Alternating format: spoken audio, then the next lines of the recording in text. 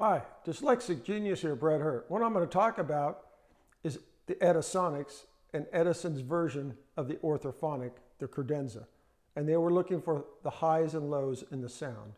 What they did was they created a reproducer, this one, called the New Standard, and it has a much bigger weight. And they were trying to get a lot of sound and loudness out of the machines. And if you look at your reproducers, they're stamped in right here. There's a serial number, and at the end is NS stamped. And that means this is a new standard reproducer called the Edisonic. The short one here is the Schubert. It was $135 new, and it was roughly 39 inches tall. Single spring motor? Single spring. They came with a single spring motor. They added this piece here to it to force the air and the sound out the horn, and they didn't add the grill system that goes around like you'll see on A250s and stuff that come around like this to grill. The Beethoven has that. These were in gold-plated hardware. They held 10 records at the top, and they held 10 records at the bottom, and this is the grill.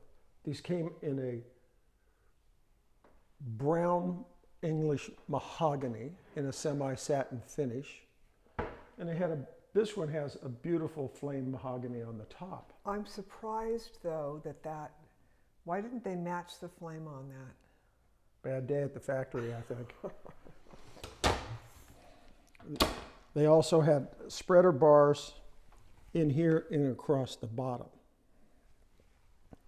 That beading on the bottom is pretty too. Yeah, the beading on the bottom. Both machines have the same size horn. The only difference is the motors. This has single spring. The Beethoven has two. Now to the Beethoven. The Beethoven was $225. It had a dual spring motor, and it came in gunmetal finish for the reproducers. This one has the speed control underneath, and we have the grill around the motor like you'd see like on an A250. Mm-hmm. You'll see this grilling. So it's supposed to be stripy like that? It's supposed to be stripy. You'll see the stripe here, and then we have stripes on the neck of this. What's fascinating about Beethoven's is they hold 60 records. Wow. When you come in here, here's the numbering system. 1 through 30, where's the other 30? And these things are heavy, really heavy. The Beethovens have this beautiful pull knob. This one has had the spreader bars cut off here. And I feel there's a reason for this. These things were like 45 inches high. And they're hard to operate. The Schubert's much easier to operate because you get a record out and say we just added this much more space to the top of the machine.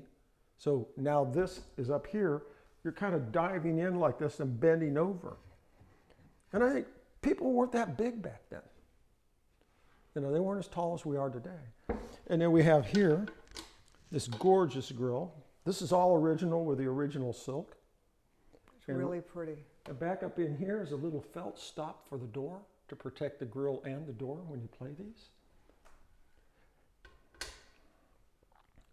This came in a two-tone mahogany. It had flame sections here, and the flames match up here on this piece of the flame mahogany in the back.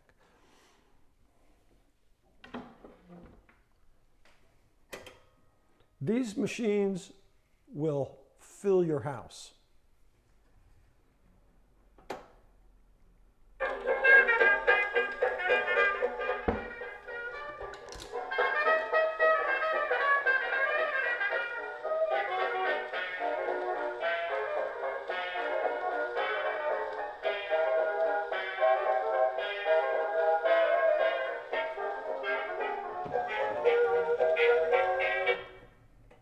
You can really hear the highs and lows and the horn system in that record.